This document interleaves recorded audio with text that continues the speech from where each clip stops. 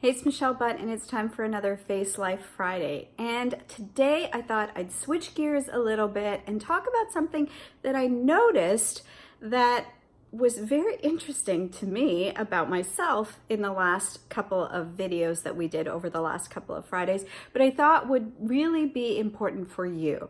So we're heading into fall. This video is coming out probably last week of September, and the weather here is starting to get cool and the leaves are changing where I am. So we know that a new season is coming, and it's that last quarter, that last bit of 2019. So in the work that I do with facial intelligence, there is also a component, especially if you do private readings with me, that takes a look at where you are in the cycles of time. And so the archetypal nature that shows up in your face also shows up in how you move through the world based on when you were born. So the work is based on, body language and linguistics and NLP, but also has its foundations in Chinese medicine and Eastern medicine and philosophy. And so in that Eastern philosophy, there is the understanding of the archetypes from their connection to nature and the way that we move through the seasons and time.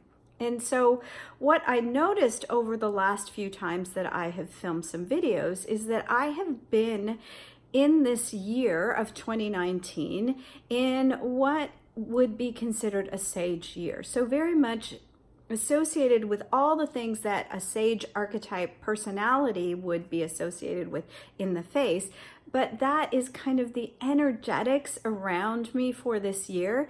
And in that sage energy of the year, you may find yourself, and I have found myself, behaving more sagey than normal, which means that I have been much more introspective, way more intuitive this year than I normally am, but also I am tending to slow down my speech so much more. So usually with these Friday videos, I'm a little bit more peppy and I kind of step into some captivator in order to, because I want to be seen, and that's captivator. But the nature of being in a sage year means everything slows down. And so unconsciously, I'm talking more slowly, more melodically, and even more in curves and not getting to the point as often or as fast as I normally do. But that is the nature of the year. And so there is a purpose to every year and every year in its archetypal nature. And so for a sage year, it is about slowing down. It's about really taking some time to go deep inside. It is the beginning of the new cycle, the sage year. And so it's about dreaming that dream and figuring out what the next 9 years are going to look like for you. And so I've been doing a lot of that, I think, this year. And so I've been following along in alignment with that. But it's funny when you stop and you sit back and you notice, oh, wow, this is how it actually happens. And, the nature and the energy of the year is around you, whether you're conscious of it or not. And sometimes this year I've been very conscious of it, and sometimes I haven't been. And then when I'm editing or looking back at videos, I'm like, wow, you've really stepped into that sage this year. And so why I'm posting this video now and telling you about that is that if you find that over the course of years, you tend to have different experiences or feel like things are going a certain way and you thought they would go a different way, it might be because of the archetypal year that you're in and that you are not aware of it and not aware of what your job is in that year, what experiences are going to happen, and the things that you need to know in order to make the most of the energy of that year.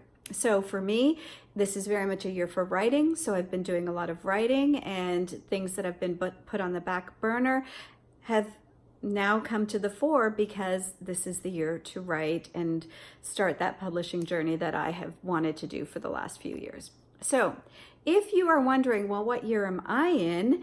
What does this mean for me? Because we're in the last quarter of 2019, I'm going to be shifting into the next energetic year, and so will you. The shift starts to happen in the late fall, last couple of months of the year. You begin to start feeling the energy of the new year, so 2020. If you are interested in what that means for you, and if you're at all curious about how this year has been going for you and what it should have been like and what you can expect for next year and how to plan for that, then by all means reach out to me. I'm going to leave a link in the description for you on whatever platform you're seeing this video and on how to book a specific energetic year reading for yourself so that you can know where you're going to be next year and how to plan for that and what that might feel like for you, because this has been valuable for me knowing this. And I think that if you are someone who knows that your purpose is tied to your surroundings, then it's really, really important to understand what you're moving into and where you've been this year. So if you'd like more information on that, there'll be a link for you to book a session, and I would love to be able to tell you what 2020 is bringing for you. And it's not too early. It's time to plan. We're in the last quarter, and it's time to understand where you are and where you're heading. So I hope you will be with me on that journey very soon. All right, that's it for now. I will see you next Friday. Bye.